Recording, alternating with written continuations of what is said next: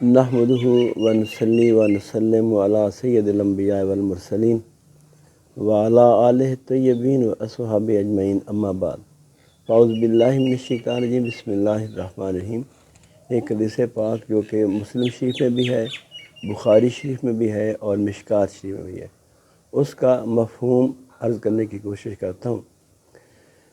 حضرت جابر رضی اللہ تعالیٰ عنہ راوی ہیں اور بیان فرماتے ہیں کہ خندق کی جنگ کے دوران جب خندق کھودی جا رہی تھی اور 3 دن گزر چکے تھے، ہم خندق کھود رہے تھے، اسی دوران میں ایک بہت بڑی چٹان اس خندق کے درمیان آ گئی۔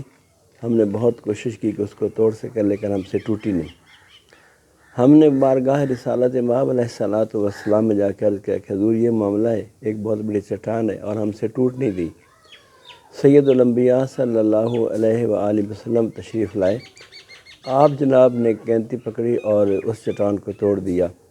اسی دوران جناب جابر فرماتے ہیں کہ میں نے دیکھا کہ سرکار دو عالم صلی اللہ علیہ وآلہ وسلم کے شکم مبارک پہ پتھر بندھے ہوئے تھے۔ مجھے احساس ہوا کہ شاید بھوک کی وجہ سے ایسا ہے، تو میں وہیں سے دوڑا اپنے گھر آیا، اپنی زوجہ سے کہا کہ میں نے محسوس کیا کہ نبی مکرم شفیع اعظم صلی اللہ علیہ وآلہ وسلم بھوکے ہیں۔ تو گھر میں کچھ کھانے پینے کے لیے آئے تو انہوں نے مجھے بتایا کہ 1 سا جو اور ایک چھوٹی سی بکری ہمارے گھر موجود ہے۔ میں نے بکری ذبح کی، اس کا گوشت بنایا، بیوی سے کہا کہ گوشت پکاؤ اور جو پیس کے اس کی روٹی پکاؤ۔ تو میں جا کے سرکار دو عالم علیہ الصلوۃ والسلام کی بارگاہ میں عرض کرتا ہوں کہ سرکار تشریف لائیے، آپ کا کھانا ہمارے گھر۔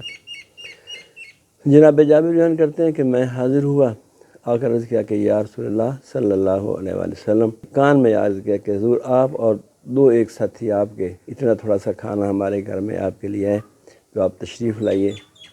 تو وہ بہت سے صحابہ، تقریباً 1000 صحابہ تھے جو خندق کھودنے میں مصروف تھے اور 3 دن سے سبھی کے سبھی بھوکے تھے۔ جب میں نے سرکار دو عالم علیہ السلام کے کان مبارک میں یہ بات کی بڑے رازدارانہ انداز سے، تو سرکار نے سب لوگوں کو جمع کر کے فرمایا کہ چلو بھائی جابر کے گھر ہماری دعوت ہے۔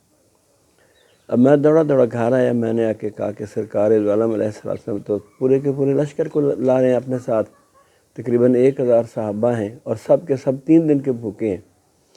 تو میری بیوی نے کہا کہ تو نے بتایا نہیں تھا کہ ہمارے گھر میں کیا ہے؟ تو کہنے لگے کہ میں نے بتایا تو تھا کہ 1 سا جو ہیں اور 1 بکری کا بچہ تھا جو ہم نے ذبح کیا ہے۔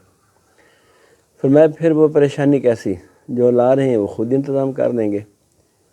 تو میں مطمئن ہو گیا، سرکار تشریف لائے تو انہوں نے آ کے فرمایا کہ اے زوجہ جابر، یعنی میری بیوی سے مخاطب ہو کے فرمایا کہ ہنڈیا کو چولہے کے اوپر ہے، اس کو اتارنا نہیں ہے، اور ایک اور خاتون بلا لو جو تمہارے ساتھ روٹیاں پکاتی جائے۔ یہ فرما کے آپ نے اپنا آب دہن مبارک ہنڈیا میں بھی ڈال دیا اور اس آٹے میں بھی ڈال دیا۔ اب روٹیاں پک رہی ہیں، ہنڈیا جو ہے اس سے بھی سالن ڈالا جا رہا ہے اور کھلایا جا رہا ہے لوگوں کو۔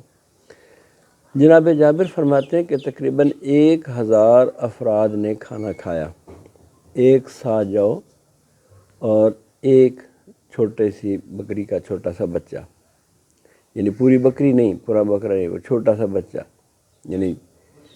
تو آپ اندازہ فرمائیں کہ نبی رحمت علیہ الصلوۃ والسلام کی برکات کا کیا عالم ہے۔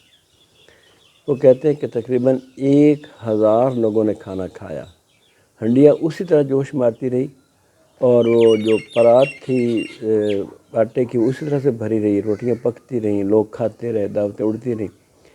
سرکار دو عالم علیہ الصلوۃ والسلام نے کھانا تناول فرمایا، صحابہ نے کھانا تناول فرمایا اور دعائیں دیتے ہوئے رخصت ہو گئے۔ ہم نے دیکھا تو ہنڈیا میں اس سے کچھ بھی کم نہیں ہوا تھا اور آٹے میں سے بھی کچھ بھی کم نہیں ہوا تھا۔ یہ سرکار دو عالم علیہ الصلوۃ والسلام کے آب دہن مبارک کی برکت تھی۔ تو جس کے آب دہن کی برکت اتنی ہو اور لوگ کہیں کہ ہم جیسا تھا، بھئی ہمارا آب دہن تو ہماری بیوی دیکھ لے تو وہ نفرت کرتی ہے، یہاں آب دہن کی یہ برکت ہے کہ 1000 کا لشکر آیا اور وہ ایک چھوٹی سی ہنڈیا سے کھانا کھا کر چلا گیا اور اس ہنڈیا میں سے کچھ بھی کم نہیں ہوا، بلکہ لوگوں نے اس کو اپنے لیے شفا سمجھا۔ تو غور کرنا چاہیے، ایسی باتوں سے پرہیز کرنا چاہیے جو بے ادبی کے دائرے میں آتی ہوں۔ اللہ تعالیٰ ہمیں سمجھنے کی توفیق عطا فرمائے۔ اگر آپ کو بات اچھی لگی ہو تو اس کو شیئر کر دیجیے، لائک کر دیجیے، کمنٹ میں بتا دیجیے گا۔ السلام علیکم ورحمۃ اللہ وبرکاتہ۔